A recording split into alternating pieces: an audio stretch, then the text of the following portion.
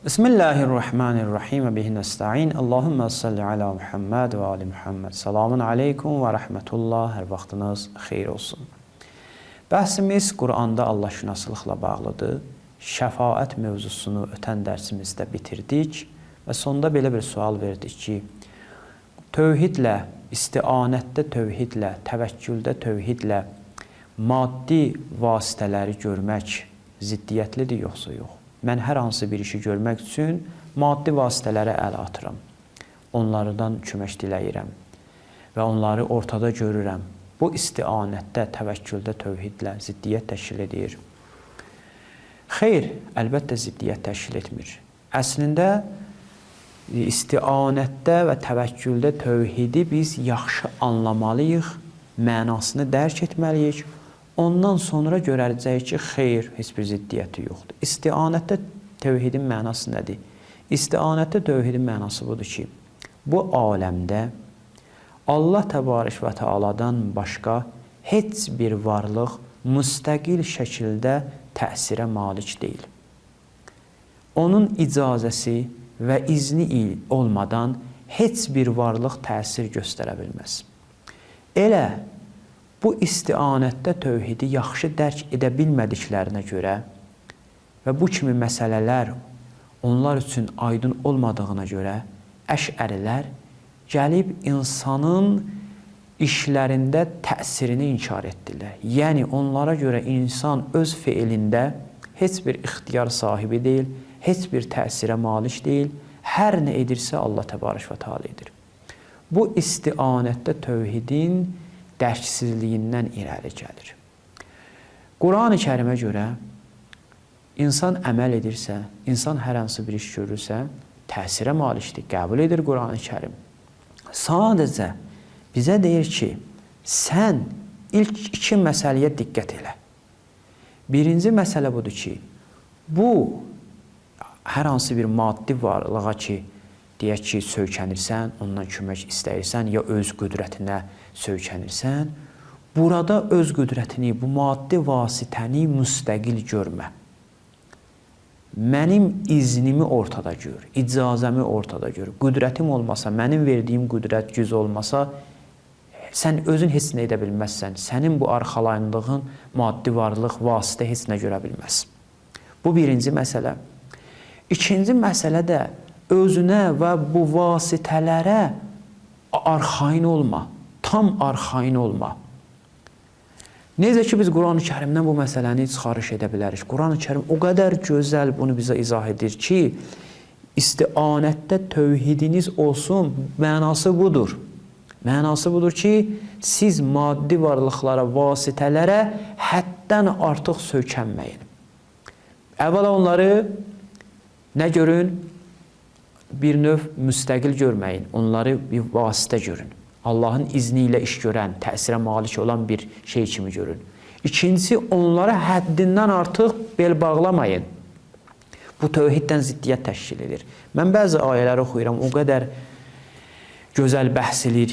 Yəni, Allah təbarək və təala bir dənə müvəhhid, təkallahçı yetişdirir ki, təkallahçı budur. Quran-ı Kərimdə biz görürük ki, Allah təbarək və təala bəzən müəyyən bir şəxslərə öz qeybi köməyini göndərib. Nə üçün? Çünki onlar çox çətinlikdə olublar, əzab içində olublar və Allah təbarək və təala bu qeybi köməyini göndərib. Müəyyən şəraitlərdə Allah təbarək və təala qeybi köməyini göndərir. Yəni, demək istəyir ki, bəzən, yəni insan bu düşüncədə olmalıdır ki, bilməlidir ki, mümkündür, mənim əlim artıq heç nəyə çatmır. Bütün vasitələrdən istifadə etmişəm. Ümidini üzməli deyil. Bilməlidir ki, bu vasitələrin fövqündə bir dənə vasitə var. Edə bilər bu vasitələri təsirli etsin, edə bilər bu vasitələri təsirsiz etsin. Necə ki, Həzrəti İbrahim əleyhissalama atdılar oda atəşə, yanmadı. Atəş yandırmadı onu. Və ya digər məsələlər. Təsir etməsin, Allah icazə verməsin həmən o maddi vasitə təsir etsin. Və ya qərardır təsir etməsin, Allahın izni ilə təsir etsin. Bəzən deməli Allah təbarək və təala bu aləmdə bu işləri görür. Bu məsələlərdən biri də mələklərin köməyə göndərilməsi məsələsidir. Quran-ı Kərimdə oxuyuruq biz, gəlib sonunda əsas məsələyə toxunacaq. وَلَقَدْ نَسَرَكُمُ اللّٰهُ بِبَدْرٍ Allah Təbarək və Teala sizə Bədirdə kömək elədi, Bədir müharibəsində. وَأَنْتُمْ أَذِلَّةِ Quran-ı Kərimdə yalnız bir dəfə möminlərə zəlil deyilib. O da bu ayədədir ki, siz zəlil idiniz, siz gücsüz idiniz.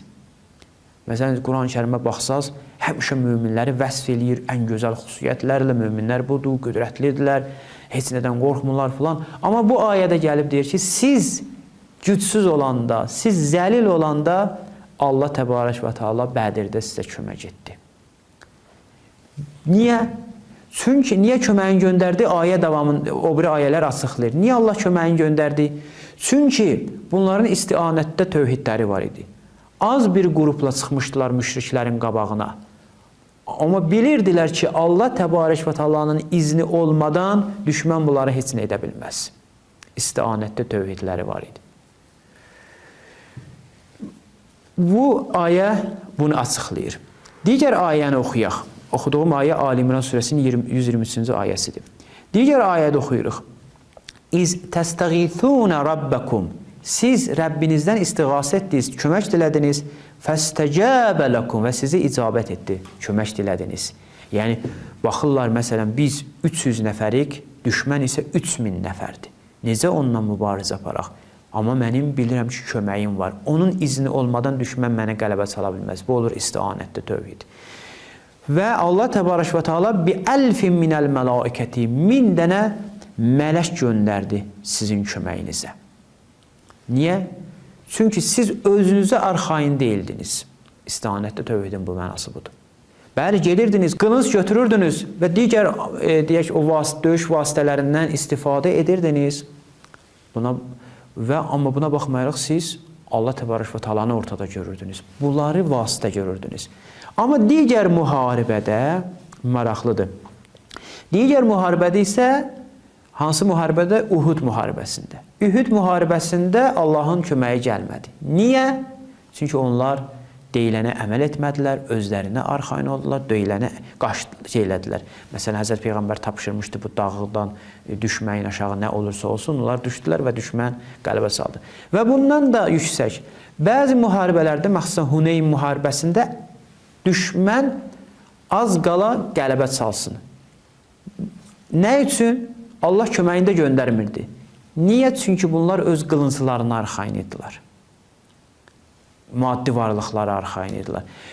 Arxainlıq problemi yaradır istianətdə tövhidlə. Amma onu vasitə görməyin eybi yoxdur. Allahın izni ilə bu iş görər. Ayəni oxuyum.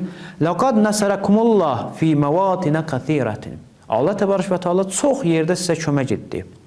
وَيَوْمَ حُنَيْنِ və Huneyn günündə İz ə'cəbətkum kəthirətukum Sizin çoxluğunuz sizi təəccübləndirdi. Yəni, siz sevinirdiniz ki, biz çoxuq. Çünki Huneyndə artıq çox idilər da, Huneyn müharibəsində. Və artıq özlərinə arxain idilər. Fələm tuğni ənkum şeyə Amma sizi ehtiyatsız etmirdi bunlar. Yəni, siz ortada Allahı görməliydiniz. Bu vasitəni görməli deyildiniz. Və zaqət aleykumul ərdu bimə rəhubat Yəni, bu yer öz genişliyi ilə sizə daraldı. Yəni, çox çətin bir vəziyyətə düşdünüz. Sonra Allahı çağırdılar və Allah Təbarək və Teala öz səkinəsini Peyğəmbərə və müminlərə nazil elədi. Və ənzələ cunudən və qoşun göndərdi ki, siz onları görmürdünüz və kafirləri cəzalandırdı. Meyar nədir istianətdə tövhidin? Meyarı budur ki, mən ortada vasitədən istifadə edim, amma onu müstəqil görməyim. Təvəkküldə tövhid budur ki, Allaha etibar edim. Bu işi də yerinə yetirim, gedim cihad deyim, bütün işlərə gedim, həkimə də gedim, hər bir işi görüm, amma bunları vasitə görüm, müstəqil görməyim. Əgər müstəqil görməsəm, hər bir vasitədən istifadə edə bilərəm. Təbii ki, Allahın bəyəndiyi vasitələrdə razı qaldığı. Və bu da istianətdə, təvəkküldə tövhidlə ziddiyyət təşkil etmir. Bu qədər. Vəssalamu aleykum və rəhmətullahi və bərəkatuhu.